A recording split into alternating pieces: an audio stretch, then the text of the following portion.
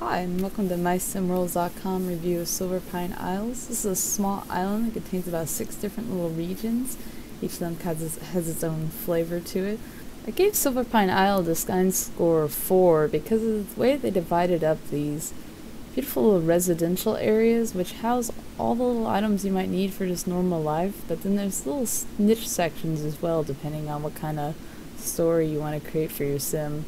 Like there's an Asian district here that uses a lot of the World Adventure Build-A-Tool items and different designs for the houses. It also has not only the cinnamon trees that you see in a lot of the rest of the world, but also cherry blossom trees and a koi pond next to a waterfall. And the academy is up here hiding on the hill.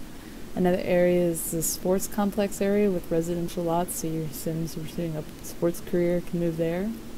Back in this criminal shipping area is a great use of CAW objects. You see the bulletin boards, the sign of the curve for the shipping area, and it moves on into this military spot that actually has the air hangar and the space shuttle buildings, and that's kind of neat. And if you cross this bridge onto this island is all the late night items. You'll find a lot of the custom made bar here, the high rises that your sims can move into, as well as with sort of a business district with the business building back here.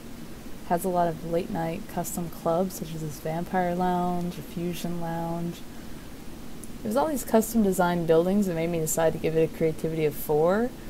They're all very well themed, they're very well decorated, they maintain what they're trying to portray, such as the pool, a dance hall, and they just were a lot of fun to be in, and it was something different. This is actually the art gallery with its Egyptian museum, which also on top floor has a children's area. So while this world wasn't designed for pets, it's actually very pet friendly due to all the parks where they can roam.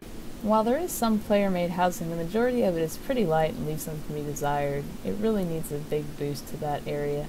So I gave it a 3 for lots, though there are some really beautifully designed lots such as these, which actually are really well painted and really well crafted, such as this garden that you can find in the Asian district, a little koi pond with it. But the majority of the sculpting is pretty rough and not well blended in the world creator, which made me decide to go ahead and give it a 2 as far as like the painting and sculpting that you would do in CAW. There are also some bent roads which really do need some straightening to them. Overall, Silverpine's a cute little world if you want to do any type of legacies in. It's pretty complete as far as the late night expansions, but if you're looking for something newer, it's a little behind the times. To recap, Silverpine got a 4 for its use of different district areas. It got a 3 for CAW score for its use of the Create a World objects. I gave it a 4 for creativity, mostly due to all the really neat lots, especially for the late night items. But its lot score got reduced down to 3 due to its kind of lack of sim housing. The painting was neat on the lots, but a lot of the sculpting kind of needed to be redesigned, and so did the painting in CAW. Thanks for watching my review of Silverpine Isles. You can find the link to download it below, and come pay me a visit at MySimWorlds.com.